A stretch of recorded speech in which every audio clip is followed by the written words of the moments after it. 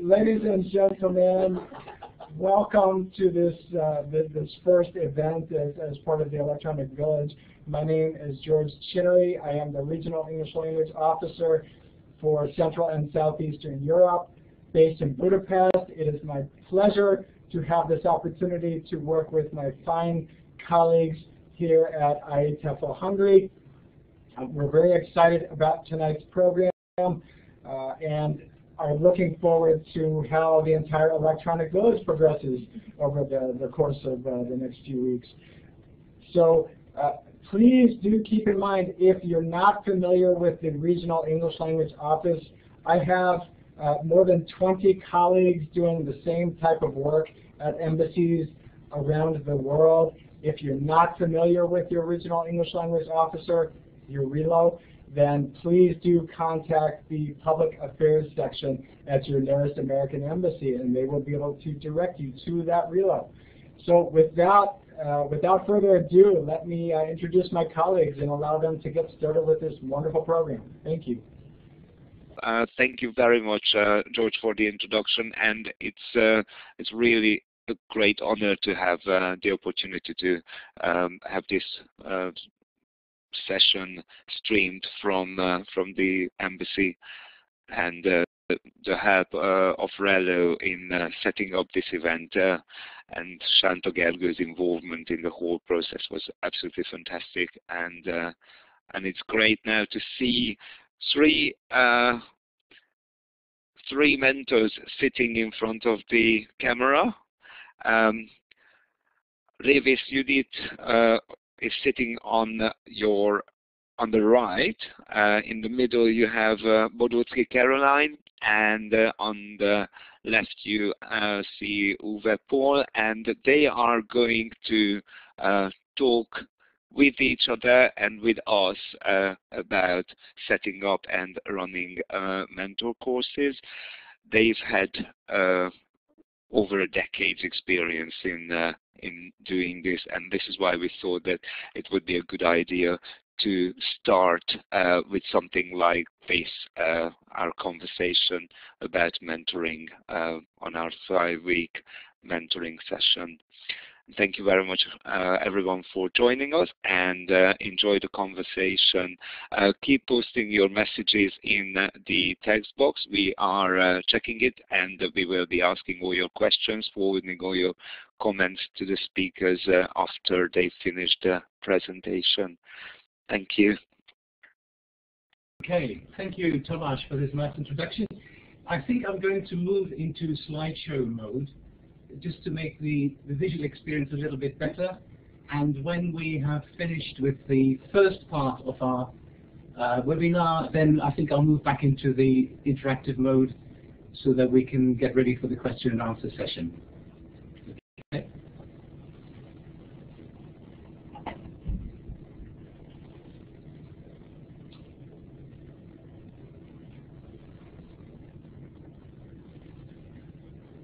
Okay. I hope we can still be seen from your end, because what we now see is the slideshow that is to go with the webinar, and in fact with the first part of the presentation. My name is Uwe Pohl. As Thomas said, I'm a teacher and teacher trainer, and I'm very excited to be here with Caroline Bodóczky, who I would say is still a teacher trainer, even though she is no longer very active in the places where we are working. But she is, if you want, the mentor of mentoring in Hungary, and it's great to have her with us tonight. And Révész Judit is a colleague and friend, and we've been we've just finished basically the last of the mentor courses in Hungary, and we thought for this particular topic it would be really nice to pool our experiences and to talk from something like a historical perspective about the topic, which is setting up and running mentor courses, a Hungarian experience. Not to forget, I'm just as happy to have behind me, literally, a whole bunch of people who are very dear to me and to all of us, because they are either mentors that went through Caroline's hands or Judith and my hands and in training, They're all very experienced teachers, or they are colleagues from other departments who are also very active in IATEFL. So it does feel like a little bit of a family meeting, which I'm very happy about, and I think all three of us, because it makes it a little less threatening from the point of view of staring at a screen, knowing that we have such wonderful people behind us. Let me just talk you very briefly through what we're planning in the next hour or so. Maybe before I actually give you the overview of this webinar, let's just be a little bit interactive, and if you could just sort of think for a moment about this question that I hope you can see as well as we can, which is, why have mentor courses? It seems perhaps like an obvious question, but it certainly wasn't for us. So if you could just take literally a minute to think, what would your answer be to this question? And I'll just be quiet for a moment.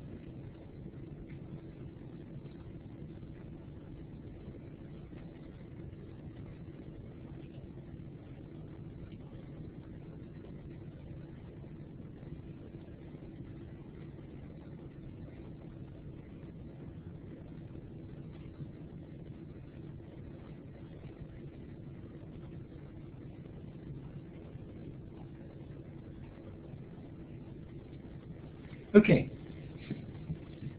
Well, you can see the session outline now, and we will basically start with this question. Rather, we will start with our personal answer to this question. Why did, about 20 years ago, more than 20 years ago, the whole mentor course project start in Hungary?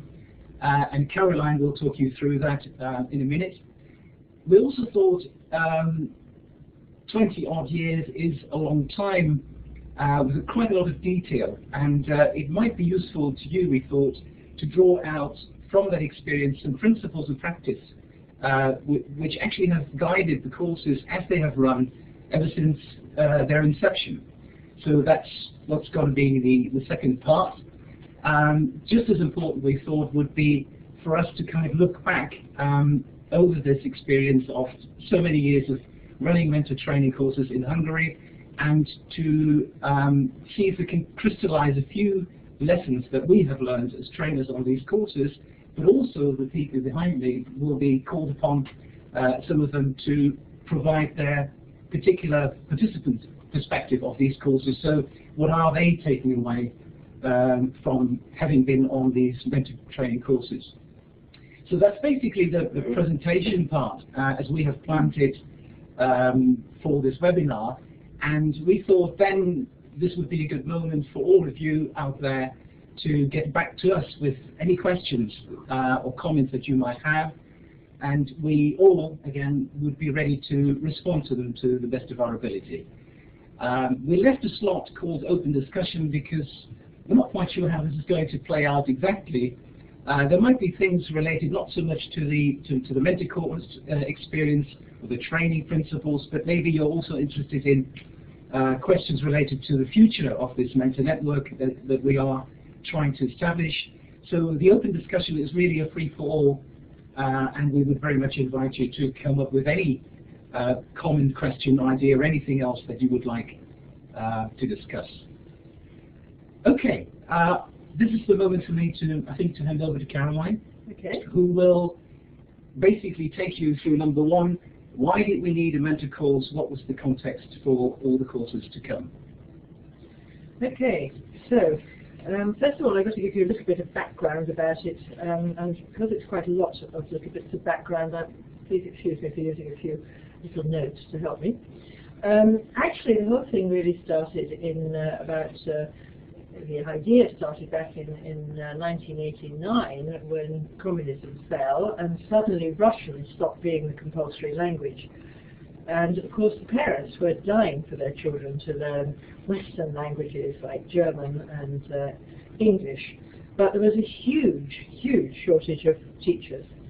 So one of the solutions was to set up a fast-track 3-year teacher training program, which was CET, which stands for the Center for English Teacher Training. And that started in 19 1990, yeah. In 1990, we were invited, several of us, to start this course, and my specific area was, in fact, to set up the mentor scheme, because I had been working in this field before, to some extent, here in Hungary. SET is actually, or was, sadly, it was a 3-year teacher training course, fast-track because it was very much a question of trying to put a lot in a fairly short time. And the main thing was that in the 3rd year, our trainees should go out and actually teach for a whole year for their teaching experience, as we call it, the teaching practice. So this was my job, and the following year the British Council sent out Angie Malderez to join me, and together we worked out this course. So not just the course, but how we actually accumulated the people who were going to be on the course as well. We worked on this course, and as you can see from up there, we actually, in the end, wrote a book, which her name is not on because it's covered by the SET logo, but it is on, believe you me. So she and I wrote this book, which is basically the course that we still run, with quite a lot of changes, of course. At this point, I'd like to actually say that the British Council was extremely helpful to us during those years, and in fact without them SET couldn't have existed. Later on we were joined by what was then I think called the USIS, which is now RELO, and they gave us a huge amount of support, and later the Soros Foundation did that as well. So basically that's the first thing that I want to tell you, and I want to tell you a little bit more about the program for SET, because we need to give you the background here that the 3rd year students then had a year of teaching experience. The idea was that they would teach in pairs, and they would take over a class from the mentor. So the mentor themselves would not actually be teaching. Their job would be to be present, of course, and they would work on the planning and the observation and post-lesson discussion and everything else in connection with the school, the whole school milieu, if you like, and introduce them. Now, Hungary actually has had a very, very long experience or tradition, if you like, with mentoring. It was about 100 years old. But these mentors were in special training schools, which is fine, except that this was a new training program that was coming along parallel to the old one. But why did we need training? That really was the next thing. Why actually did we decide we needed to have training for these mentors? Why not just take experienced teachers, as had been happening up till then? Well, there were really 2 reasons. One of them was to do with the English language teaching which was going on then. Hungary, of course, was behind the Iron Curtain for many, many years. Hadn't got much access, not much access, some, to what was going on in the general ELT world. By the 90s, ELT was very much based on communicative language teaching, CLT.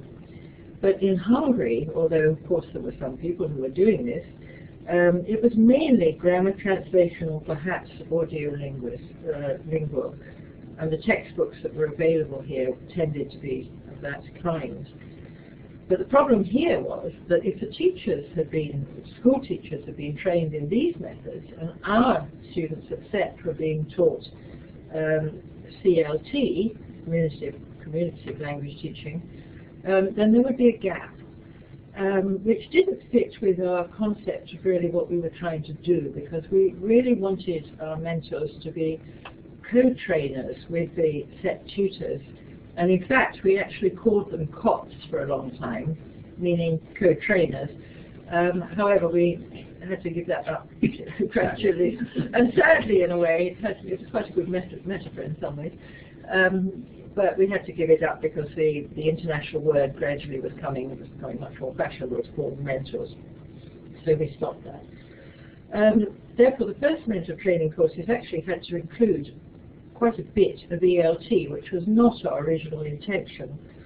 But by the end of that decade, things were changing a lot, and it was less and less necessary to do this.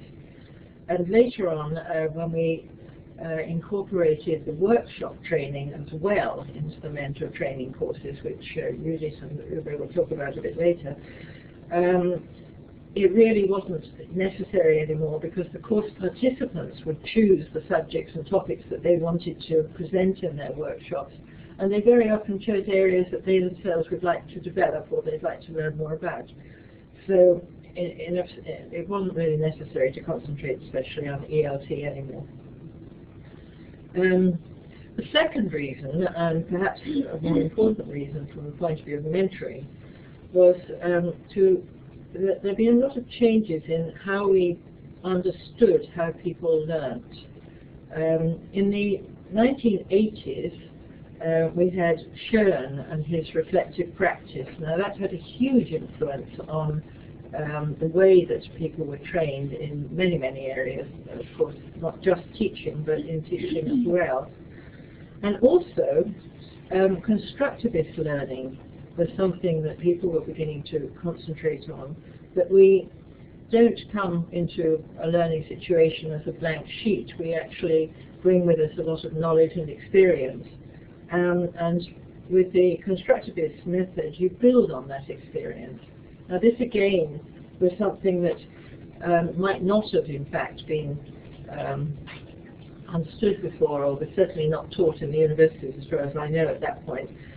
And in it lay a certain contradiction, because the Hungarian word for mentors in those days was supervisors. Now the word supervisor suggests a superior, somebody who is looking down, and certainly there was a lot of telling about what was right and wrong. And this was very much not really what we wanted to do in mentoring. We felt that in line with Schoen, reflective practice, and in line with constructivist learning, that the mentors, being a mentor really meant listening a lot, asking questions to help the student teachers to reflect on their classes and to develop these constructs. And it did not begin with judgment. So that was a huge turnaround, basically, as so far people had actually been mainly telling people what was right and wrong, as I said before. So therefore, the training actually needed to include skills related to counselling rather than supervision. Now both Angie and I had actually had experience working with counselling. And also, and particularly, interpersonal skills.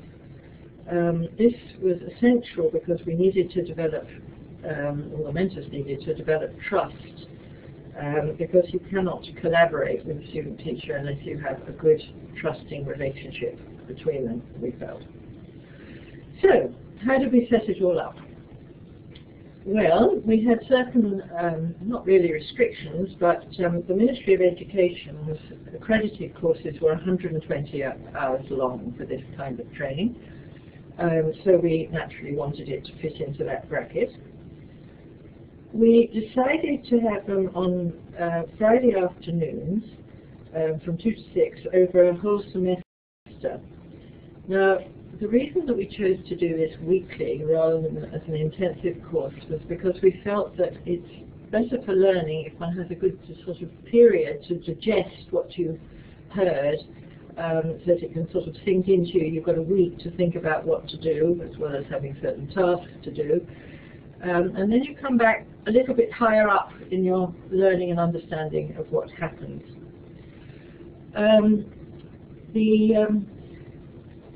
The course actually ended with a certificate, so the university at that point was giving the certificate.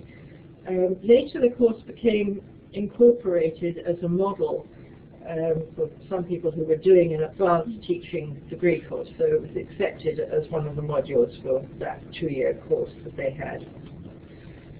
Now, initially we required at least 25 mentors. The reason for this being that we thought we'd have 100 students. If they were teaching in pairs, it would be 50 students.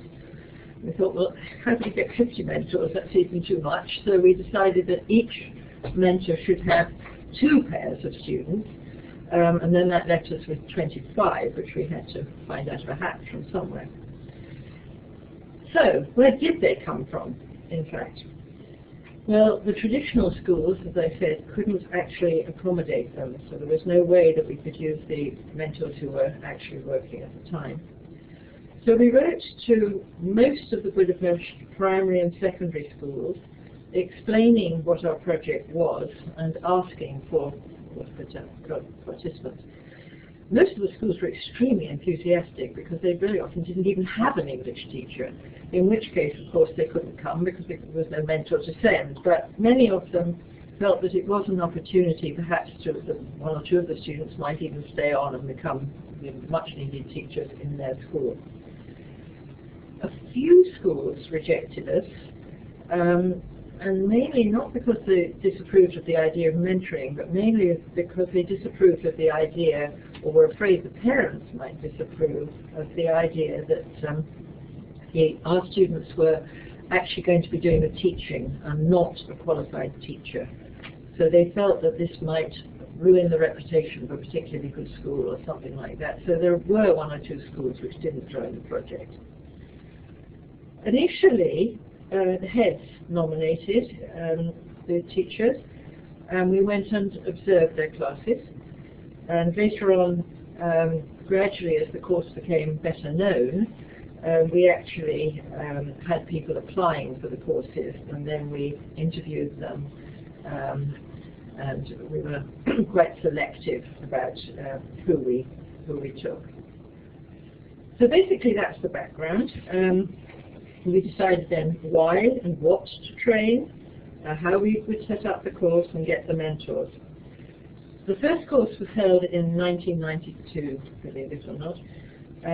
Angie and I team taught to begin with, and this set a tradition, and ever since then the course has been team taught. I did most of the team teaching with somebody else for all that time, except that I've now retired, so I no longer do it, which is a very sad thing for me, I have to say. But it's lovely to know that it's being carried on, and that basically new air, new ideas and so on come in with new people taking over from it. One last thing I'd like to say is that Angie and I actually ran similar courses, and I just counted this out, in 9 European countries. Usually they were intensive, which was not quite what we would have preferred, but still, we've done it. And Angie has even gone further, and she's run courses based on our mentor training course in both Africa and in Asia. So these courses are becoming quite well known. And I hope you will perhaps get something out of that from how we set it up. Thank you. Thanks, Caroline, for getting us to this point. I would just like to make sure at this moment whether we're sort of on the same page before we move on, because I had word that you're not exactly seeing what we're seeing. Can I just check, Tomasz, or participants, whether you can actually see this slide now? No. You see packaging, so it's a big deal. I think Tomasz will move it forward by hand, as it were, from his end. So I'm waiting for Tomasz to do that. And then we're checking maybe with Laura to see. Oh, we have an agent. We do.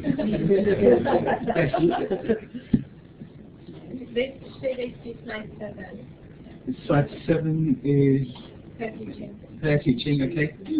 Well, that is a good slide, but we need to move on to actually this is where we want to go next, to reasons why teachers apply for the mentor courses, because that's a very different perspective. Is it the next one? Yeah. Oh, yes. Okay. Is it coming on? Yes, yes. Brilliant. That's nice. So can I talk really in quite some detail about the background, the context, the whole development of the course concept and the way it was set up was linked actually to the school experience. Now, there's still the question, we thought that might be interesting for you too, why teachers from their end would choose to apply for such a mentor course. And what you're seeing on the slide is actually these are the key reasons that over the years, so over the past 20 odd years, the teachers that we interviewed came up with, or some of the application papers that they sent in mentioned the same things over. And that's interesting. So this list of 1, 2, 3, 4, 5 reasons hasn't really changed since 1990, which is a bit surprising, but maybe not. Maybe it just reflects one of the many reasons why teachers at a certain point in their lives feel they would like to become mentors in their schools. Do you want to? No, I would want to invite before starting. Yes, I was just going to say. All right. So I think we would like to ask then Sune and Judit to move forward to take the floor. And hopefully they will give us a personal perspective on this, on their initial motivation for joining a mentor training course.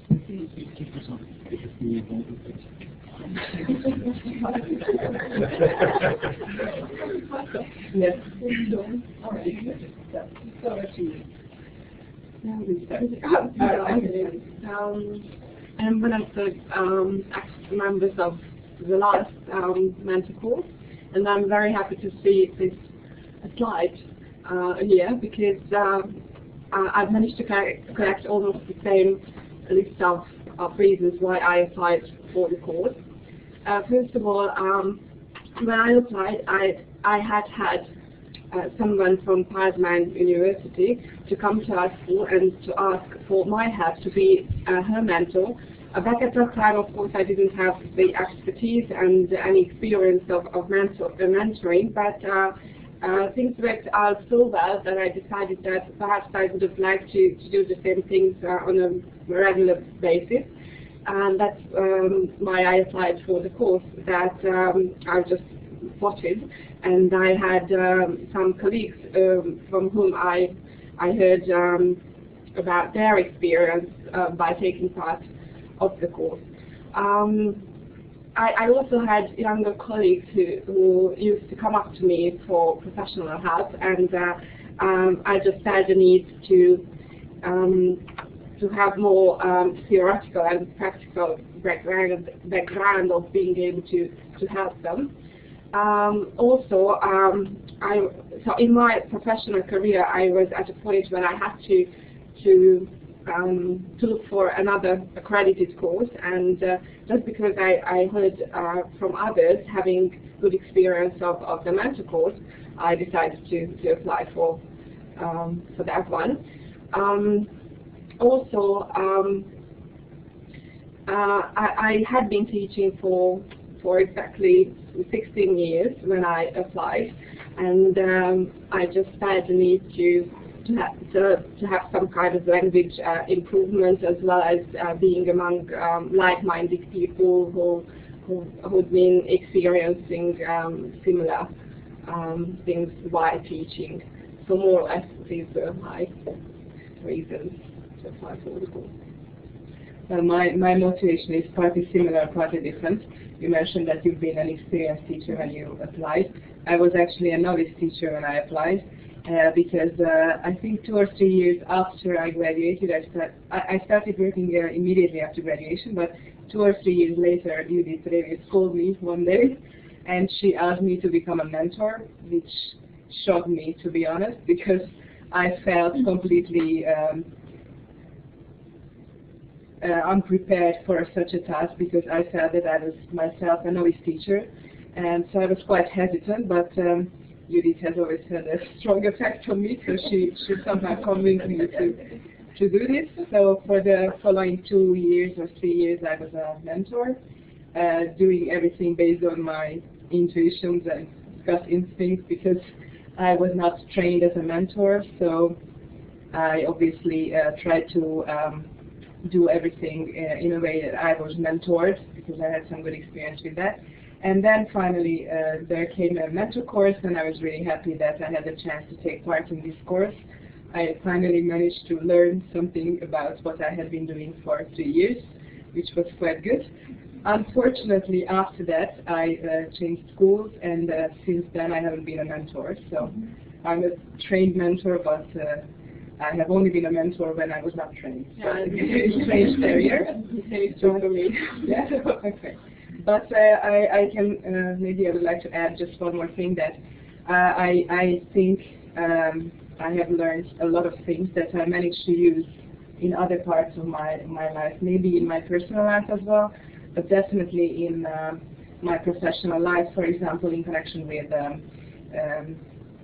building relationships with students, even more with colleagues and parents, because we have learned a lot about active listening and how to talk to people, and I think even though I haven't been a mentor since, I managed to use a lot of things.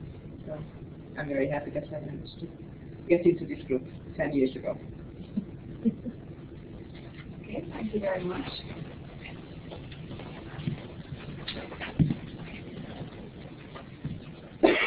Lovely. Judith, thanks a lot.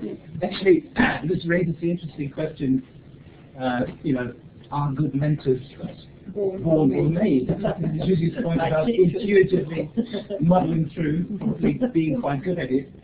I think we all felt, I mean, that's the three of us, that we come up just to trust the fact that there are some intuitively good mentors, but that really people need to be trained and find out a bit more about what it means to be a mentor. And the list that is there is interesting also because, in a sense, I think I'm not wrong when I'm saying that many of the trainees who came to us initially were just thinking, well, I need to be a very good teacher.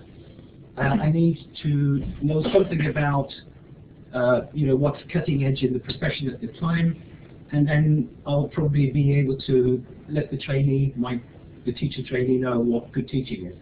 So I think maybe that's something we can come back to later with some of you inputting. Basically, we felt then this course needed to be different in that it unpacked the whole notion of what mentoring was and how it is different from teaching. So I'm now moving to the next slide.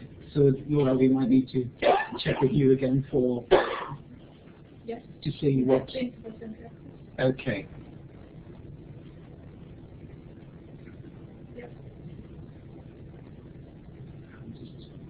Shouldn't be here. Yes, it should. It should have been. Okay, maybe it is. I thought there was an overview. Basically, I'm just wondering whether the clicking works now.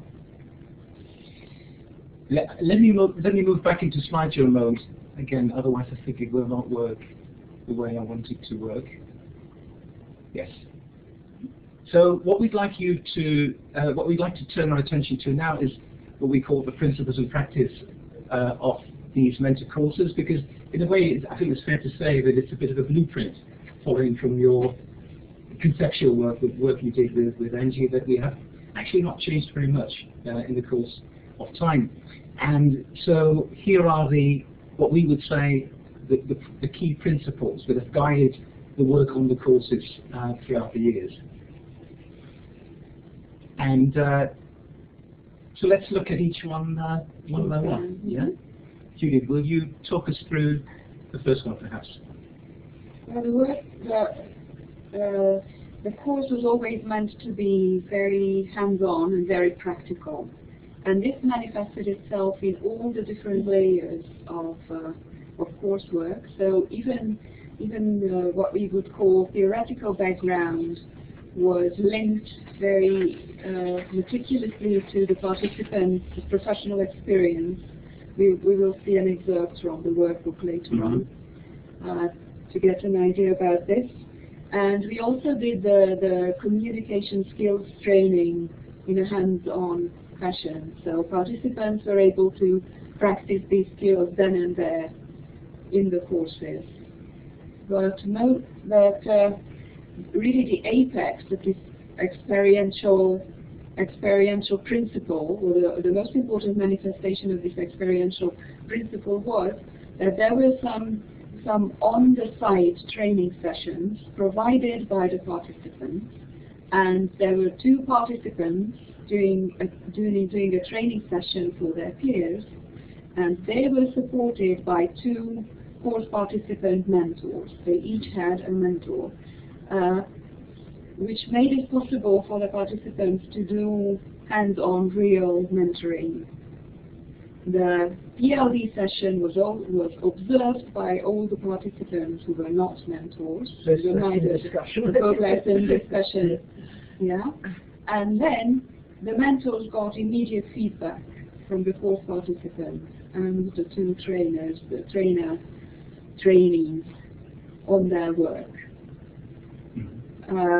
So that actually there were 1 or 2 courses when the course participants didn't practice on one another, but they had actual teacher trainees to work with. They taught a methodology course, one of my methodology courses at university. Yeah, we had 2. We had 2 of those, but then it became logistically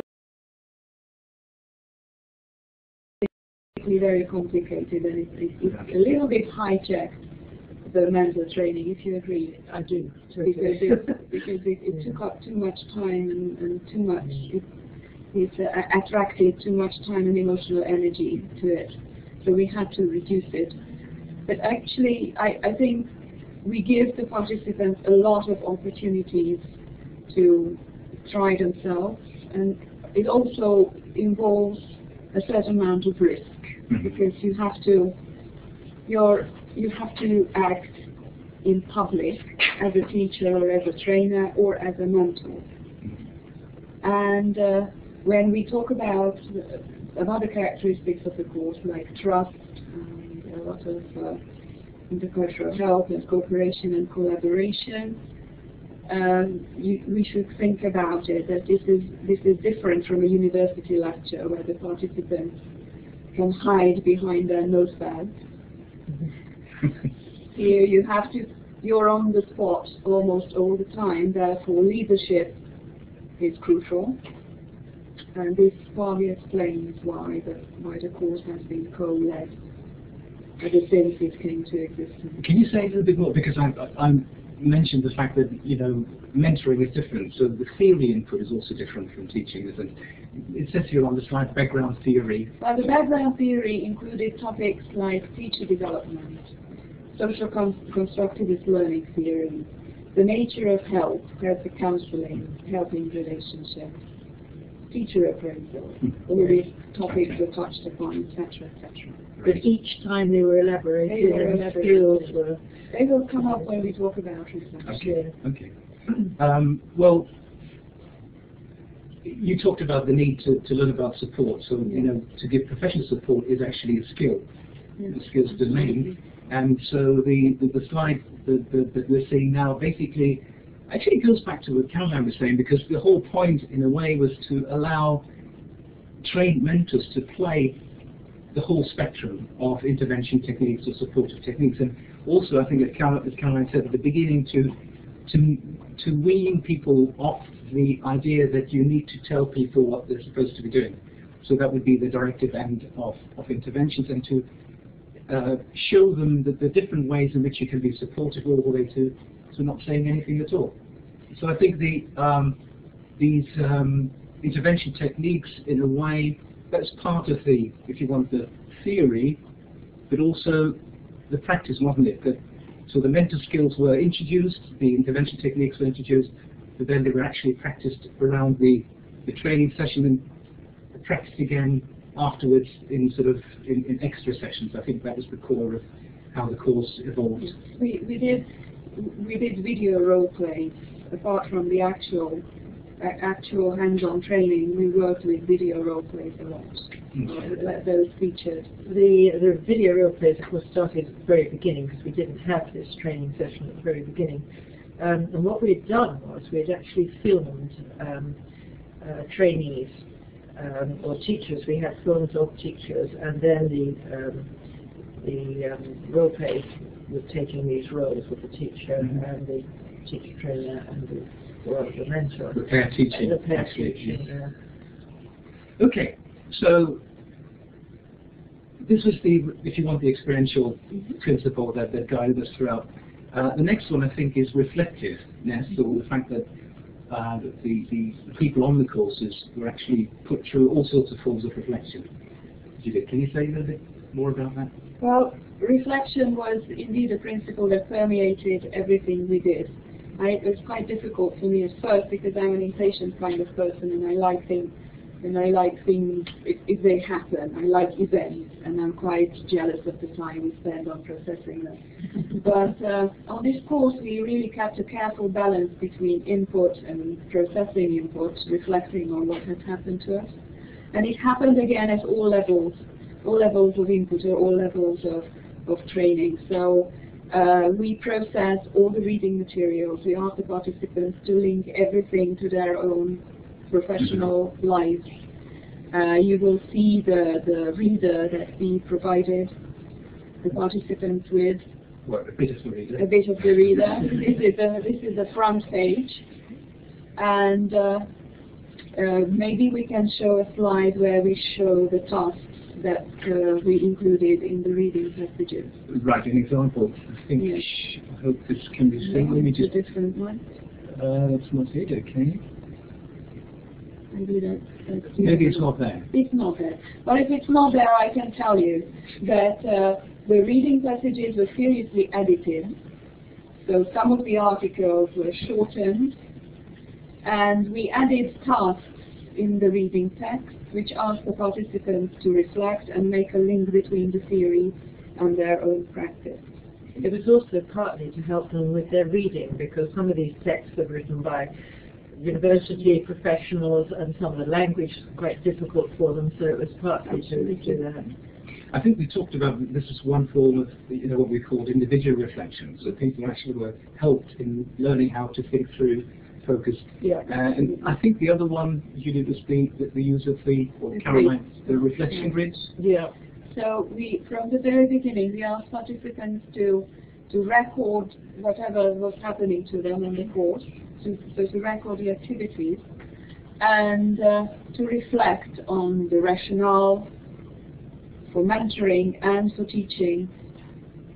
And this way, they were encouraged to see why things were happening in the course. In the training session. In the training session. Oh, yeah, I hope you can. It's very small, but we can't make it much bigger. No, I hope they can. Can you? So it goes name of activity, then description, and then the aims, what they assume were the aims, and their comments about it. Sometimes we varied this, it might have been mentoring aims or things like that. And then we would discuss this when they had all done this first. So again, it was a way of reflecting. Which meant that teaching is very often referred to as a highly intuitive activity. So good teachers are very intuitive. You don't think all the time about what you do. But this also means that we find it difficult to articulate why we do things. Because it becomes, for a good teacher, it becomes routine after a while. But the grids help us to go back a little bit and to link it to our background knowledge around teaching. If I could just say something here, I think this is a very important part of when they become mentors themselves, because they've got to generate this in their student teachers. Can I just check with Nora? See the first bit. The first bit? We don't see it screen at all. So whenever a hyperlink comes, you don't see it? Well, then we'll go back. This we see. Okay. Yeah. Well, then we'll have to go with the flow. Yeah. And just go to the feedback dialogue.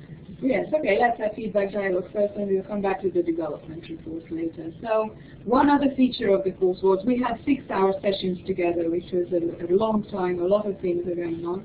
And at the end of each session, we asked the participants to give us feedback. We gave them relatively small slips of paper, and they were free to write anything that came into their minds in relation to the session. And the way we processed it was that every new session the next week started with us reading out the feedback and discussing all the topics that emerged. After the course participants. The course participants. Yeah, not after the trainers. That's right. So again, this was partly individual because people had to give feedback individually, but there was a communal side to it. So in the next session, everybody saw what was on the group's mind, and we were able to identify some crucial issues, and everybody was able to comment. The development reports, which we won't be able to see, were tasks that we set twice during the course. The first one was just about 1/3 into the course, and the other one was at the end. And the basic question was, we asked the teachers to summarize what they have learned and where the difficulties might be, or to reflect and describe the learning process that they are being part of. I think that's something that we could say about that. But again, of course, the reflectiveness of the course culminated in the training sessions, which, for example, just to show you the proportions, the training sessions were 45 minutes long, and then we processed the training work, and then we also processed the mentors' work.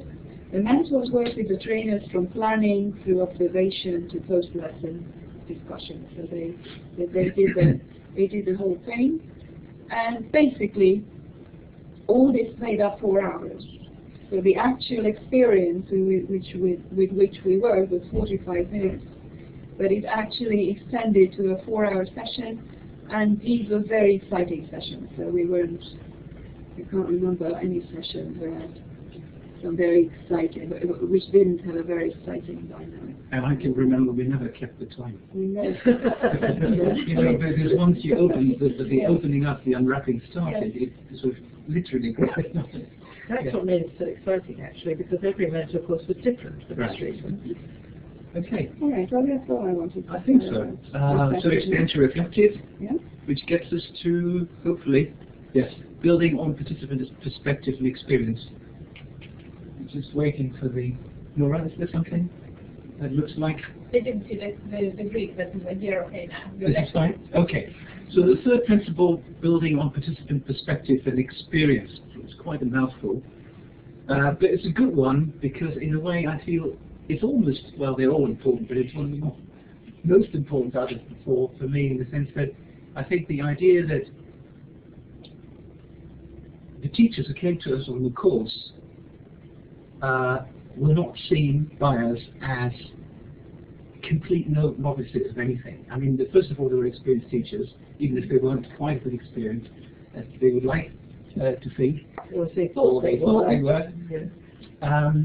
You know, they had actually experienced both as teachers, but also as novice teachers. So they had gone through the period of survival as a novice teacher, so they knew how difficult it is for somebody to start out teaching. Also, of course, they've been learners of English for such a long time. So I think this was a key design principle for us as well, to always look for ways in which we could draw on all these different experiences, the fact also that they had diverse interests, professional interests, that we'll come back to later, within ELT and beyond. So the whole idea of actually bringing something to the course on our part, but perhaps only providing a trigger, so that some of this perspective and experience would creep out, so we could work with it. I think that was a very powerful part for me of the mechanism, how the course worked. My favourite part too were all the visualizations that were a result of this, because we quickly realized that a very important way of getting into people's heads was actually to get things out of their heads. So, you know, for example, this, I think, do you remember this? Metaphor, what metaphor was it? Yeah? Mentoring. So here the participants have been asked relatively early on what metaphor they would come up with for mentoring. And it's interesting that Christina, I think, from the last course, sort of a joint venture of finding some hidden treasure. So there's a sense of danger, there's a sense of excitement, and there's a sense of needing support, actually, already in that visualization. So I think, as a matter of principle, we tended to look for ways in which visually or in other ways we could draw on these precepts or early impressions or experiences that people have had both as teachers or some of whom actually had been mentoring, like Judit, without any training whatsoever. So to me that was an important part of building an experience. And also, may I add, of course, yeah, that the training sessions were held by course participants. the topics for these methodology sessions have been selected by the group, and they reflected the interest of the group. Mm-hmm. And the workshops were excellent. So the participants managed to train each other in very interesting areas, from interactive whiteboards to drilling. Yes, that's right. Can we see this? We can see this. I'm not sure, but so what you cannot see is just which is interesting. But so we'll just tell you are the ELT methodology related topics that teachers chose, or rather trainees chose, to work with as part of the workshops for each other. So interactive whiteboards, young learners, learning styles, using the internet, intercultural competence drills, drama projects. They're kind of predictable, but the point is that these were chosen by the participants, and so that element of getting a bit of, you know, cutting-edge ELT actually stayed and was there, even though it wasn't in the center of the mentor course. So I think that's a good point. Okay. So we're back to collaborative.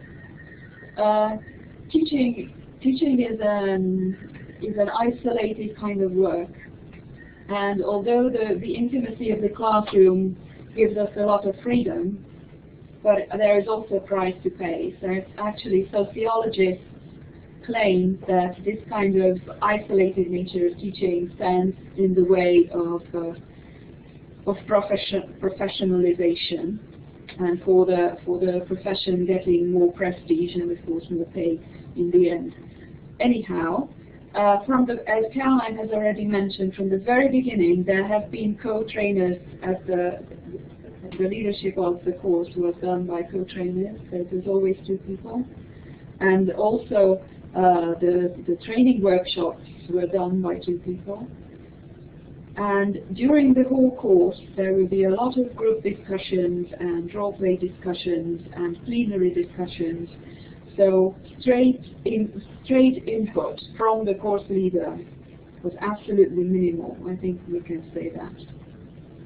It was very participant-centered, and we made sure that people worked together a lot. And we also gave them the skills, because, as you can see in this photograph, we were looking for a new kind of supportive, collaborative mentoring style. So this is what we wanted to model with these behaviors, and actually this collaboration was commented on by a lot of the participants. So a lot of people appreciated that.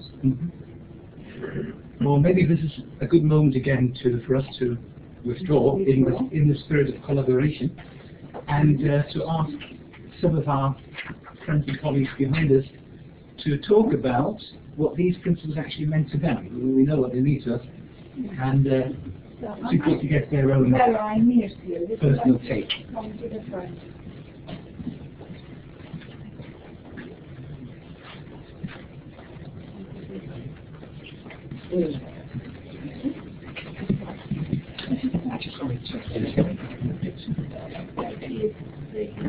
Yeah, I want to check that just a sec. So that looks good. I'll leave that on so we can see. Okay, so I would like to talk about how the course enhanced my reflective thinking. And what was really important for me was that from the very beginning of the course, I felt that I was encouraged to express my thoughts, and that my thoughts were not evaluated, my opinions were not evaluated by the course leader. And I think that really helped me, the safe environment, I think really helped me in my reflective process. And for me, I think what I learned from that is how important a supportive relationship, or a supportive, good working relationship is between a mentor and a mentee. And also the fact that not only were there a number of very many role plays, but that we also had to explain our thoughts in writing. And I think the reason why that was important for me was that I don't do it very often.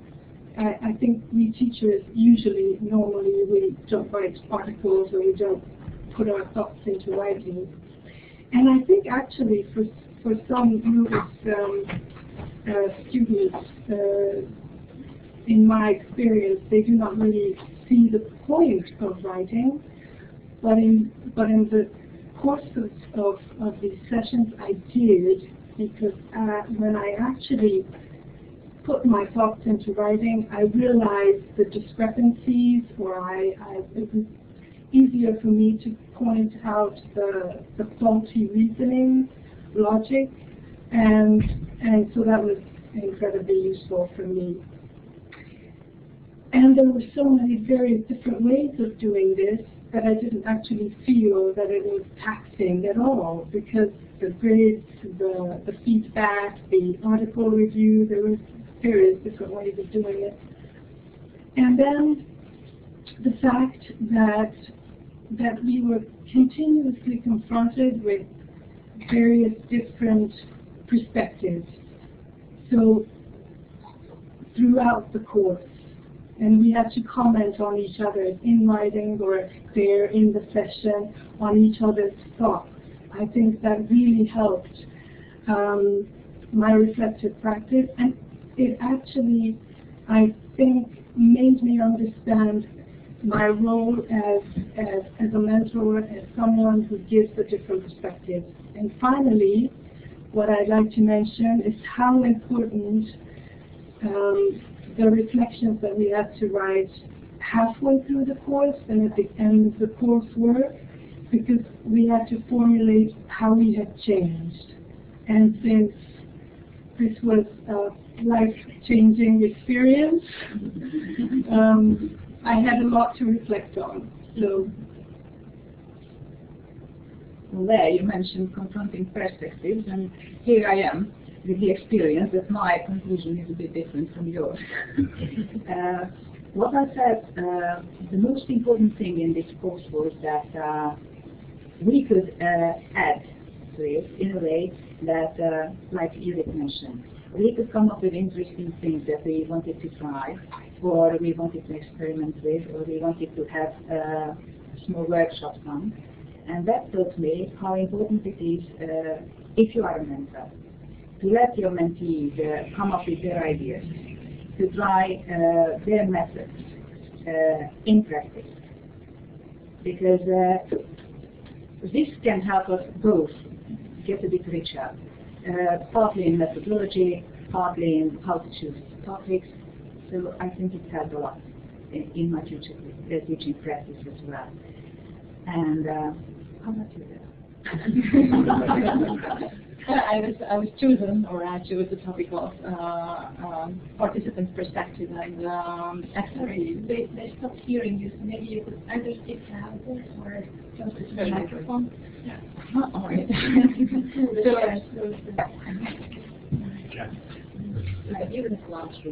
So that's my bit is about participants' perspectives, and forgive me for using my notes, and our expertise. And so I start with by saying that when I started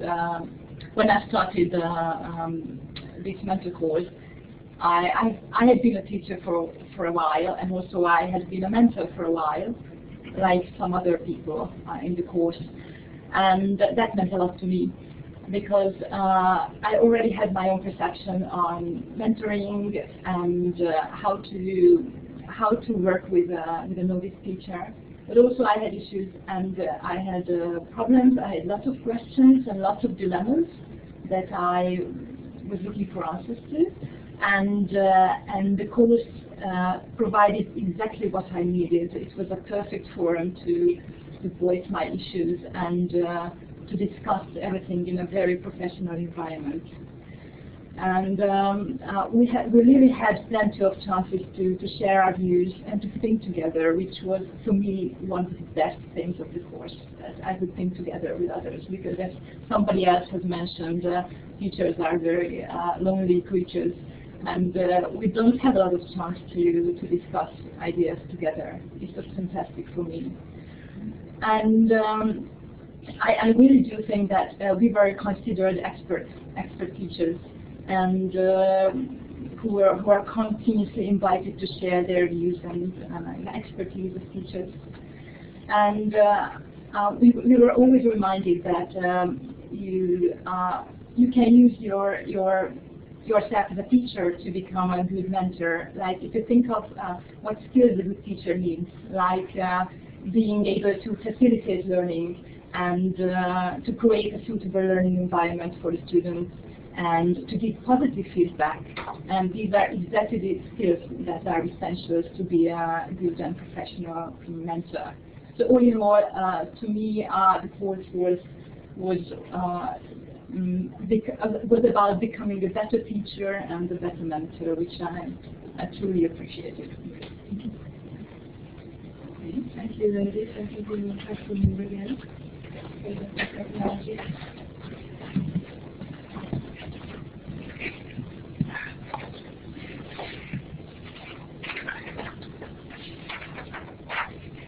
Okay, where are we? Okay. Yeah. Okay. So maybe I go back into slideshow mode.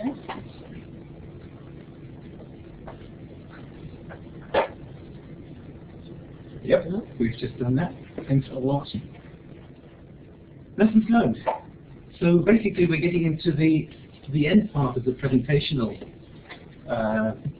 section of the webinar. And so this is the part where we would like to share with you our thoughts on the sorts of things that over these many years we think we learned, both from the point of view of training on the courses, but also from the point of our own personal development as trainers. So it's not just about the training course, but what what this course running this course has meant for us as professionals and people. Initial selection. Yeah. That sounds interesting. Yes, I'd like to talk about initial selection. Well, Caroline already explained that at the beginning the would-be mentors were nominated by the school head. Yeah.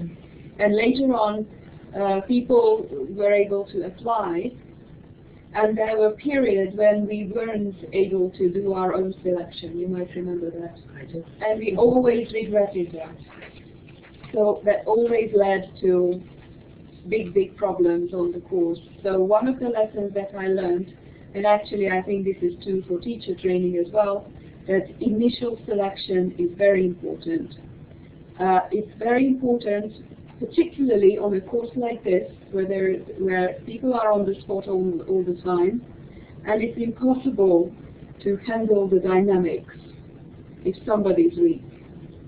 It's basically impossible to keep up the trustful structure of the course if you have to worry about somebody embarrassing themselves in front of the others. So we wanted these people to be the absolute cream of the profession, the top, the elite, the professional elite, who themselves have the ability to do their jobs well and to also have the ability to help other people to develop professionally. I think one of the probably unintended consequences of the initial selection, which we managed to do most of the time, was that I think that the course had more prestige. So those people who did get in, they knew that their peers were also highly esteemed professional teachers, and maybe that the degree they got also had some values and weight. Because I would like to, if I may, just say one thing, that when we couldn't select, and we couldn't at the beginning, it was all right, maybe the standard wasn't quite so high and the English wasn't quite so good and the methodology wasn't so well known to the people there. But on the other hand, some of them became extremely good mentors. So they learned the mentoring skills, They picked up new ideas. They were willing to listen to their students, student teachers who came to them, which meant in a way that they were really cooperating because they were learning from their students as well. So it wasn't all negative. So if you have to start like that, where you can't select your own people, it doesn't necessarily mean that you're not going to get good mentors. We had some superb mentors as those first courses.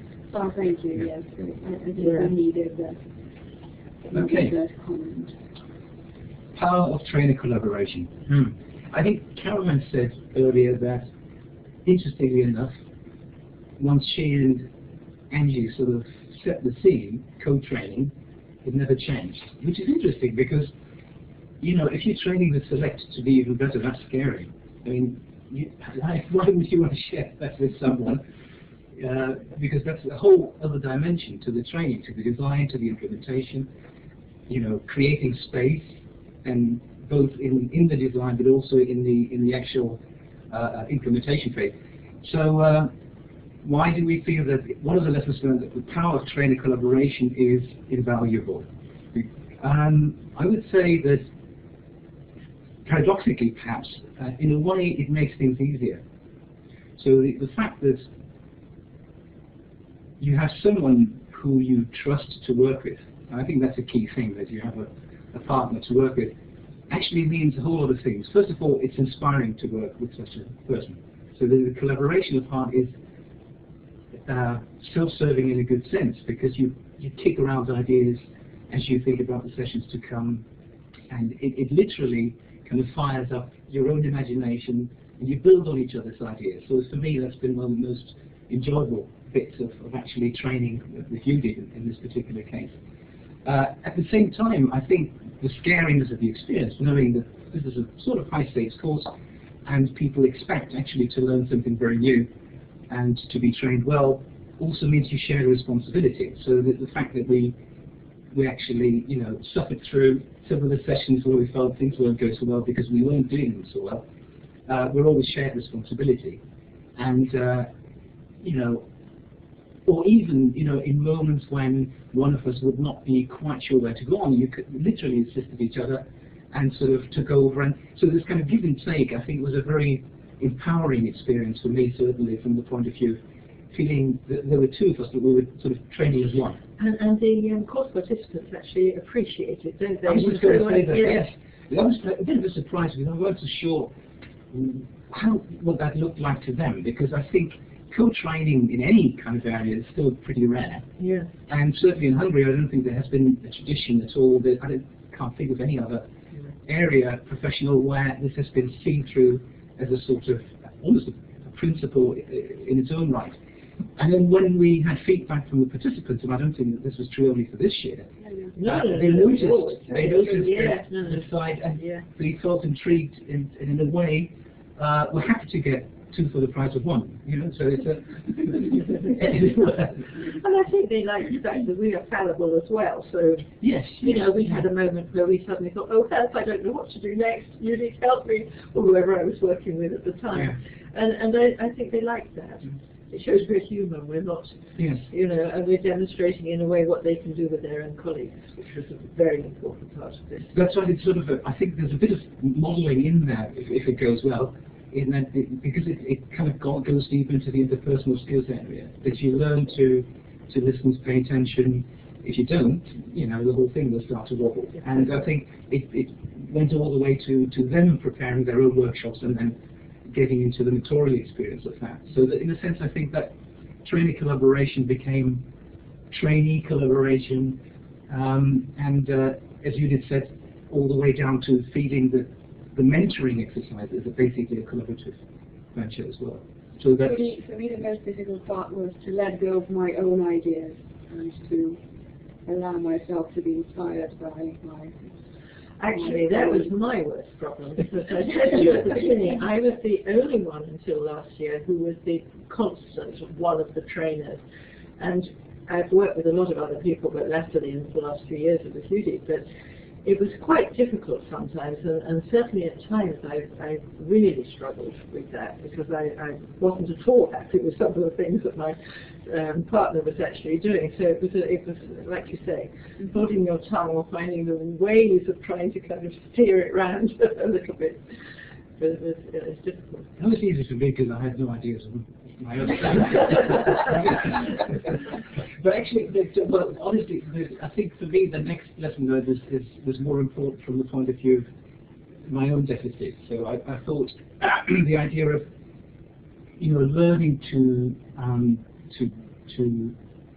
pitch the training pace to where the participants are at any one time, I found difficult. I still find difficult in any training, but it was particularly crucial because the course was so intense. And you know, we spend what, from 1 o'clock every Friday until 6. So you really needed to pay attention to how much can you put out there or get the participants to do so it actually gets digested. And you said this very well, that reflection was key for us. Well, there's only so much you can reflect on. You know, if you put out a whole lot of something and there's not enough time, or if it's just too much, then this won't work. So the idea of go slow as you move along and less is more, it was sort of something I learned again throughout the course. And again, from the point of view of having Judit, it's kind of a corrective force. You're saying, I think we need a break, or I think let's just cut out this whole bit that we planned, which we're so much looking forward to, but no. So it's not the right moment. Yeah. Yeah. And finally, it was important because only to the extent that we managed to do that, and we didn't always manage to do it, but we tried, was there the space, that the last bit created space where the participants actually could come in. I mean, with their own ideas, their responses, enough reflection. And it was one of the most heartening things for me on the course to see actually how creative and how capable these people were. So that was humbling. And in a way, they had a nice washback effect on me, and saying, you know, just stay out of it a bit. You know, they come around, they bring their own. They fill up the space. Exactly. Okay, let me bring on the last two together, because in a sense, Caroline, I think they are almost inseparable, aren't they? Yeah, I was going to say, because I was looking at them on the paper thinking, help, I hope you don't give them separately. Because I think, for me, the lessons that were most interesting and important was the way that you can actually trust the group to come up with things. And for this reason, in a sense, the participants steer the whole course. You know what you want to do, you know what you have in mind in your training and so on, but the group will actually provide an awful lot of the actual input into it, really, in their thinking, and they will think, and they do think, and they do provide. So it was scary when we first did this, that this would it happen or not, because that was one of the principles that we had. And it does, and it always did. In all the courses that I've run, it always happens. And I think the other thing was to do with the interpersonal dimension, is that I think for all of us, so not just the people, the course participants themselves, but for us as well, what we learned on the mentoring courses, or what we brought to the mentoring courses, actually spread far beyond the mentor courses themselves and beyond teaching. So in the feedback that we used to get at the end of the course, or in the development reports, and I think Anna has already said it herself, that it was much more than learning about mentoring. It was to do with learning about how to deal with people in life, and in their own families, with their children, their spouses, and so on. And so many people have commented on this. And I think as a trainer, it's you know, obviously, the more I do it, or the more I did it, the more it became strengthened in me as well. So. Well, I think that's very much sums up what we would have to say about lessons learned. So, luckily, we've got some people sitting close to move forward. Judit?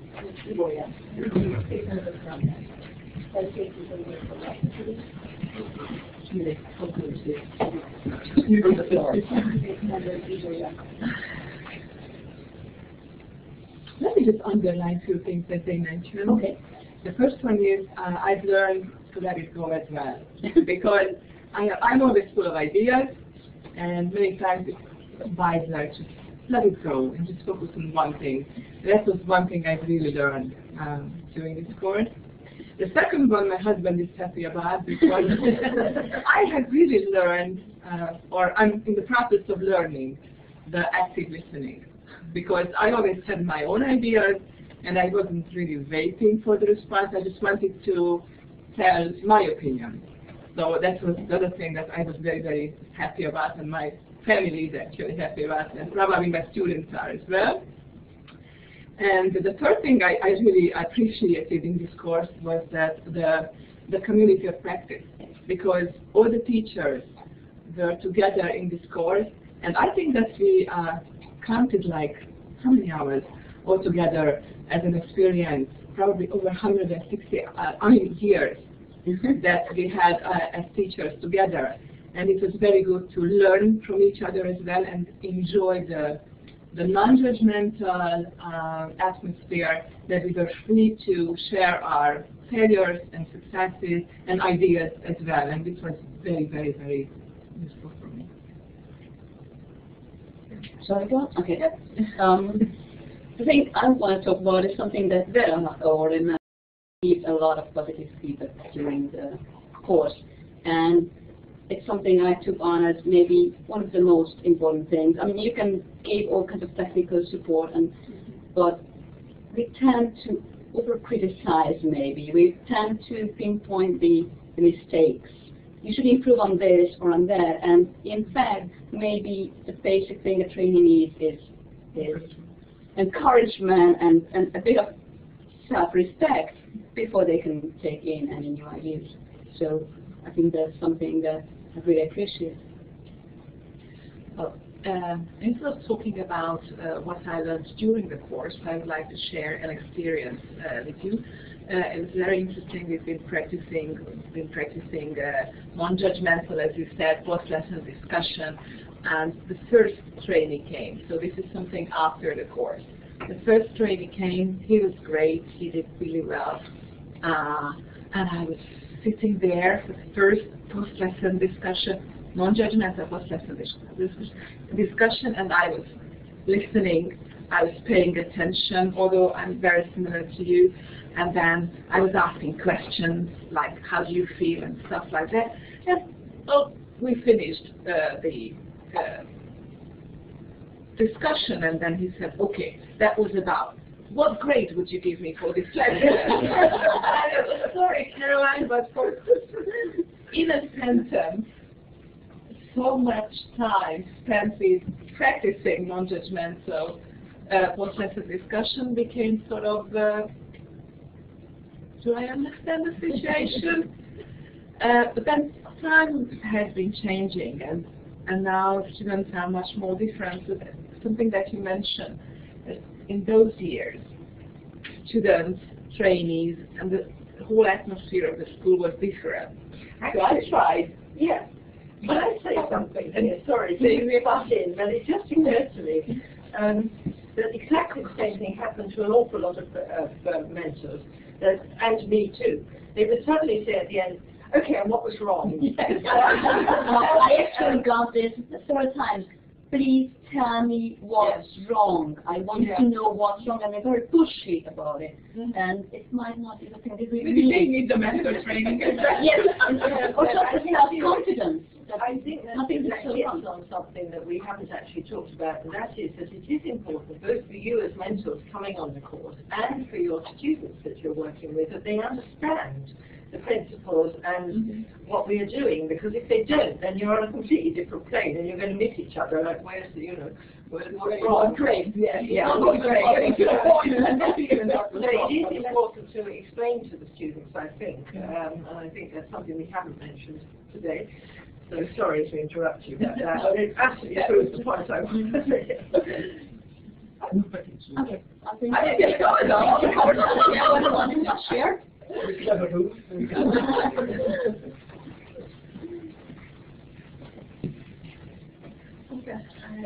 think we needed it.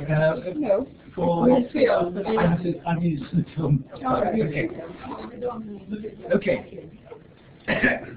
Yeah, I'll work myself out of the job in a minute. I think this is a nice link. I'm just bringing up a quote that Judith and I quite like. One of the mentors actually said this recently. I think I'm now in a position to empower another teacher, meaning trainee teacher or a colleague, if that teacher needs empowering. Now that's interesting because to me it has at least two readings. You know, in the sense of empowering along the lines of, if not non-judgmental, but withholding judgment and letting the teacher actually find out, and in the process becoming clear on where they need to move next. But it also does mean that you can actually play the full spectrum, which means you might be more directive if you feel it's important. You don't get stuck there.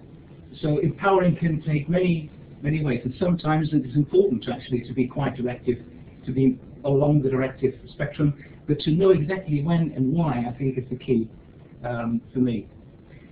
We would like to come to the end of our presentational part with that, and maybe with a senior picture, because this was very much the end of the mentor course that Judith and I were running recently, and that actually as a technique has probably been used on many mentor courses. It's common for each other.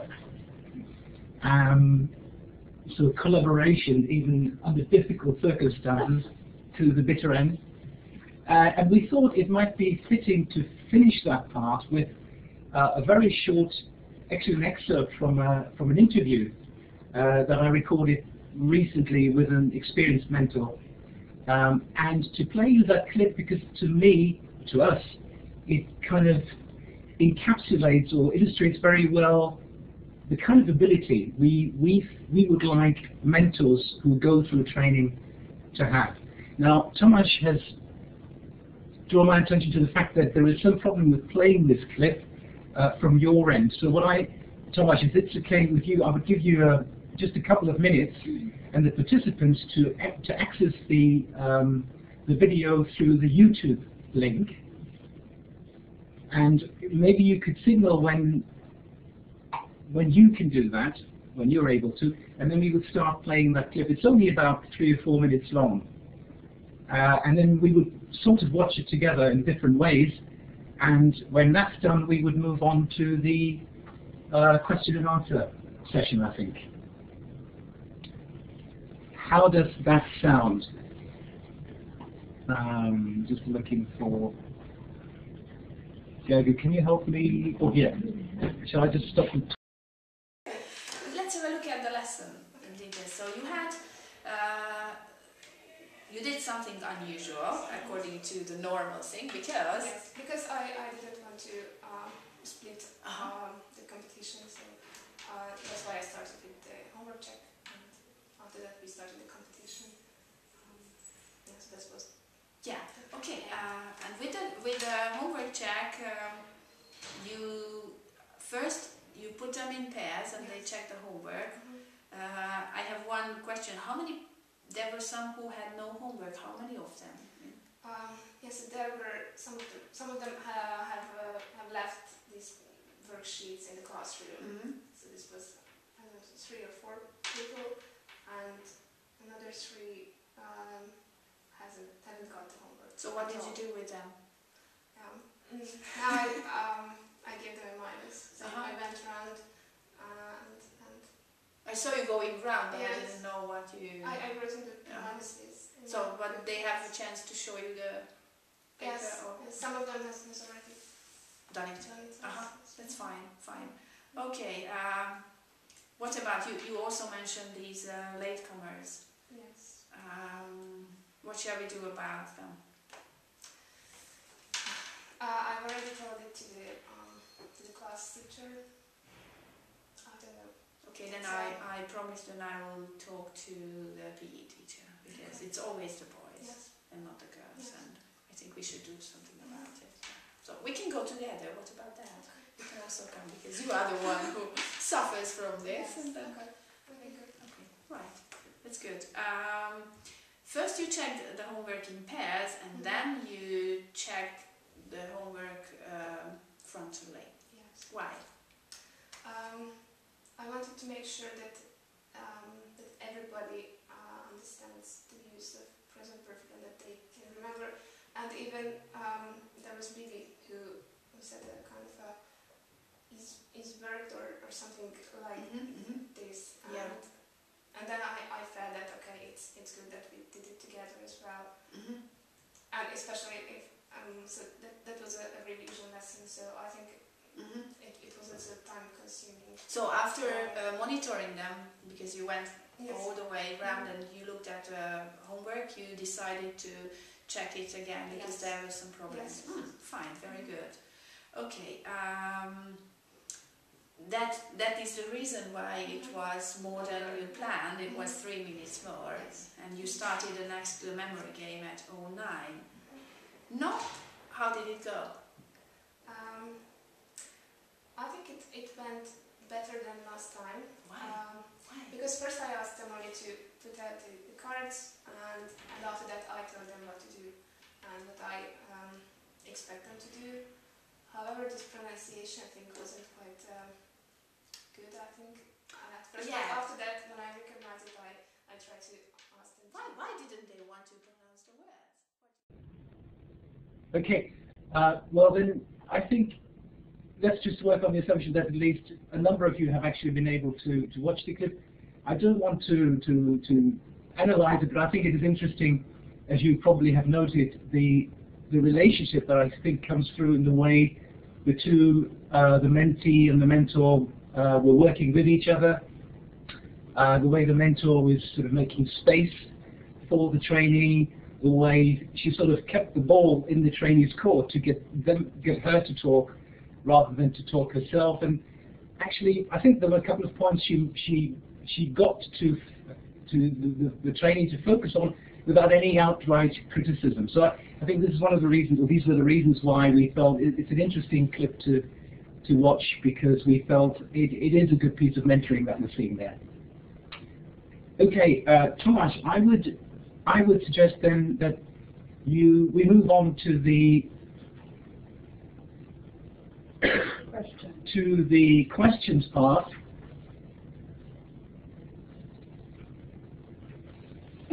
So we're now at the question and answer session part, and quite frankly, I'm not quite sure how we go on. This will be something you said you would maybe collate of comments and questions by the participants.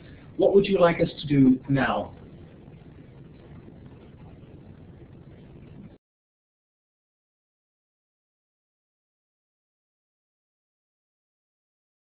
Yes, I didn't really manage to follow the chat. I was trying to keep an eye on it, but as I was trying to figure out how to forward the slides, I sort of lost track of the chat room. And well, having so many Latin Americans down there, the conversation sort of veered on and off quite frequently. But there were some very interesting comments along, and I was hoping that Rosalie or Maisie maybe picked up a few of the points that I'm mentioning here. Before we do that, I would really like to thank you for this amazing effort. It was fantastic to see the three of you and some past trainees, mentees from the courses, and so it was a great idea, and I really enjoyed listening to the different stories.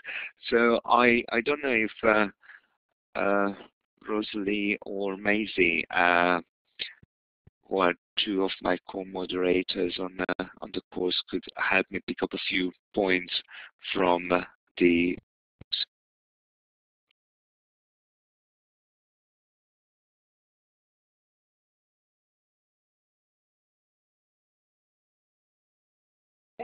Okay. Thanks so much for that. I'm just wondering then, should we just hang around a little bit and wait for someone to either write something here or actually talk to us directly or talk through you? Shall we call it a day? No, I think that'd be too early. Yeah. Sorry. Okay, just to get you started, here's a question, one that I am quite interested in as well. Debbie, one of our co-moderators in the session, asks if you think that mentees should be able to choose their mentors.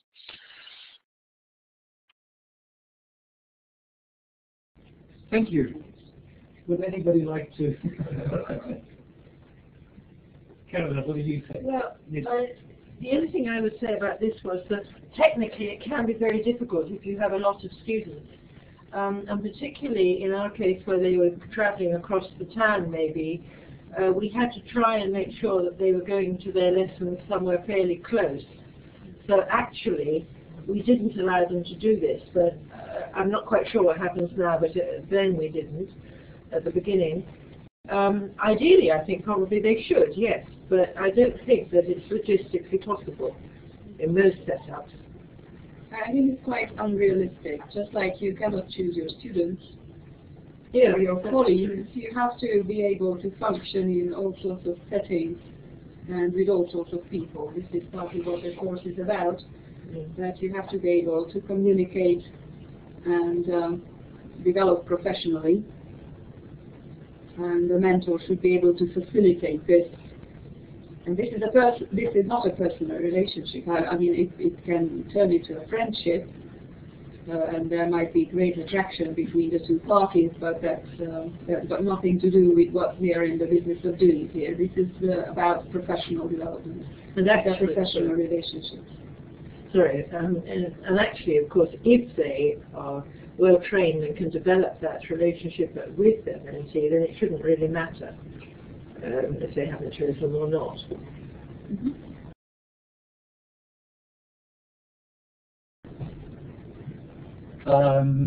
You happy with this response? Is there something else you would like to ask?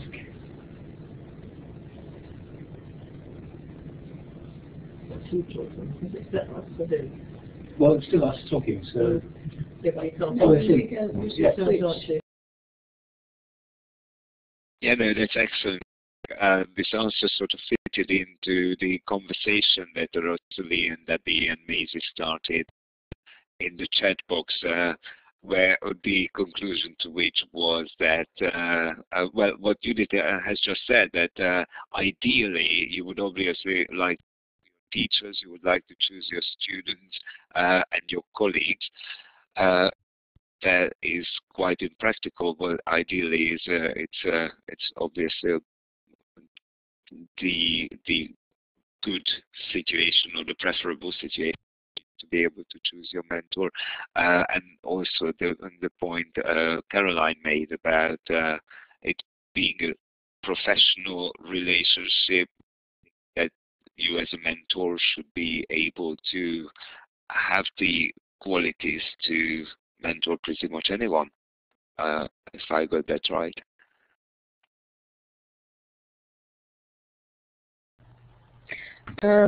Mike wants to hear a bit more about the reflective tasks, apart from the journaling, that were helpful and useful for you. I'm just repeating to make sure, reflective tasks that are helpful and useful for you, meaning for us, or for the trainees? On the course. On the course, I presume. Is that? On the course, yes, of course. I think Mike, would you like to clarify what you meant? Are you talking about the mentors or the mentees? I suppose it's the reflective tasks you ask the mentees to do. Am I right, Mike? So that's what we thought. So for actually people on the mentor. Our trainees, teacher trainees or mentor trainees? On the mentor course. On the mentor course. Yeah. I think we've already mentioned the grading. We've already mentioned the feedback dialogue, the development reports, the feedback rounds after the training workshops, and the feedback rounds after the mentorials. And also we had reflective tasks like people were encouraged to relate the articles in the reader to their own practice. For example, the first article was about how complex teaching is, and the writer identified several aspects that the teachers have to pay attention to simultaneously, and people were asked to relate that to their own practice, to think of one of their favorite activities and what kind of priorities would manifest themselves in those activities, etc., etc. So it was, as we said, it permeated the whole course. When there was a video role play, we always stopped, and there was always some people were supposed to, like if they were working in threes, they were supposed to process the experience in threes, and then we also had a plenary session where we pooled all the ideas, and some very often very interesting questions emerged from these discussions. I would add maybe some of the reflection. One of the key things that we were trying to point out was the idea of being able to see yourself with somebody else's eyes. And so I think a lot of self-reflection tasks were to do with, you know, thinking about how you experience the role play, the training, or any particular activity on the course, and then having a partner who actually gave feedback on how they saw you in that role. And I think that's very important because it provided a sort of a checking mechanism for your own perception, and over time I think added to people's better sense of themselves, what they're experiencing, how they're making sense of the course. Okay. So I think if the course is really a safe environment, then a lot of the really important tasks need to be self-reflection tasks in your role as a trainer or in a particular role play or whatever situation.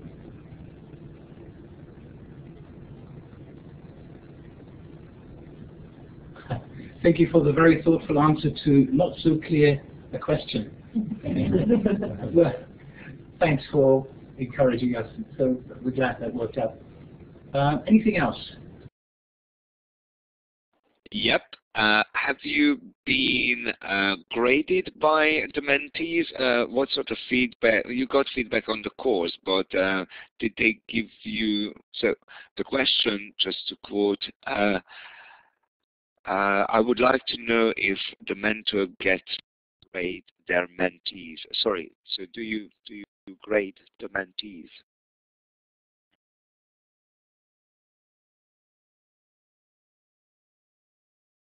Yes, we can. Yes, certainly. So there is a grade that the mentees receive. This is their teaching practice grade. And can I just, I'm not quite clear on who we're talking about right now, because we have, are you talking about the course participants, the trainers on the course? Getting a course grade. Giving a course grade to the course participants, or are you talking about the mentor giving a grade to their trainees, their mentees in the classroom, in schools? Yeah, it's the latter one. So does the mentor give grade to mentees? Yeah. Well, they have an obligation to do that, and actually in the last part of the course we talk about teacher appraisal, and we look at different sets of criteria and descriptors, and we discuss different alternatives of teacher appraisal. We usually try to encourage our mentors to do collaborative assessment. So the trainee teachers are always involved in their own assessments. All through the process, they are encouraged to reflect on their own performance, and this shouldn't be different at the last stage when they get their final grade for their performance on the teaching practice. I think just one thing is that most universities or teacher training colleges require you to give a grade anyway, and we did actually find that this was quite difficult in a way, because it kind of spoils, if you like, the collaborative nature of what we actually do as a mentor with our trainees. in the schools. So to suddenly at the end have to come up with a judgment, a pure, absolutely down-to-earth judgment, is quite difficult for many of the mentors. And this is why also I think it's very important that we do involve the student teacher as well, because then it becomes something slightly different. Also, there is something very important that we encourage the mentors to inform the trainee teachers at the very beginning of their cooperation about on what criteria they are going to be assessed. So it doesn't just come out of the blue, or it's not a grade that somehow appears in the mentor's head at the end of the process. But actually these criteria should be at the forefront and should be the basis of their common reflection all through the teaching practice. And can become goals, because they may find that, you know, in one area they could assess themselves and say, yeah, actually I need a bit more practice in that one, and so they can actually work on these criteria. I can see that there are some comments now on the left. I think it's a good idea for you to return to that topic, because that is a very difficult issue. So even a very formative mentor will have to get a grade, and it's a fact that very often the trainees are not necessarily happy with the grade that has to be given. In our context, for example, the grade is an added element. Very often a university-based mentor also comes into the equation, so they give their input on the grade. You've got the mentor thinking of a particular grade, and the trainee is encouraged to self-assess. So that, almost by definition, is not an easy thing to achieve. So I think I would encourage you to keep that discussion going, and also to see what other people's practices in this area. I'm sorry, but I have to say goodbye. I must leave now. I think we've slipped a little. And I'd like to thank Thomas for giving us this opportunity to meet and to prepare together again with Uwe and Caroline, which have always been the highlight of my professional life. And I'd like to say goodbye to everybody out there, whoever they are, and thank you for listening to us. Thank you.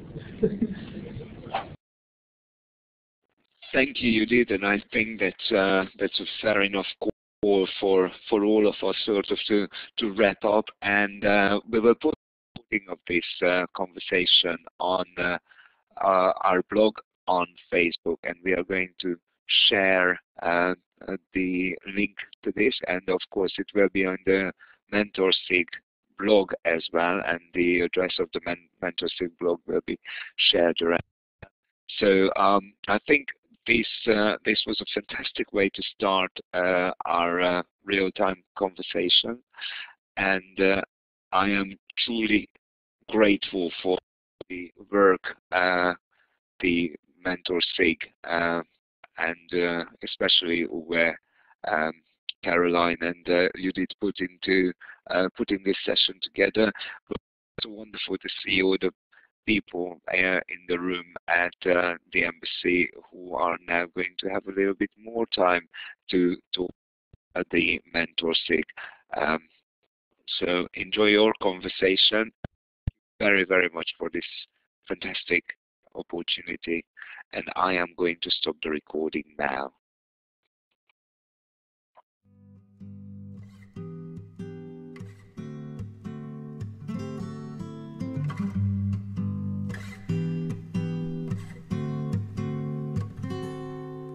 Please remember me when I'm gone.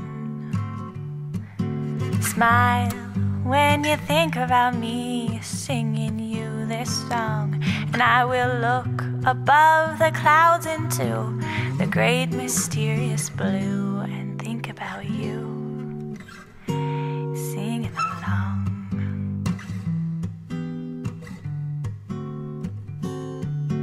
Now when I'm looking at you, all I see is a melody arranged in triplet form, sung so soft.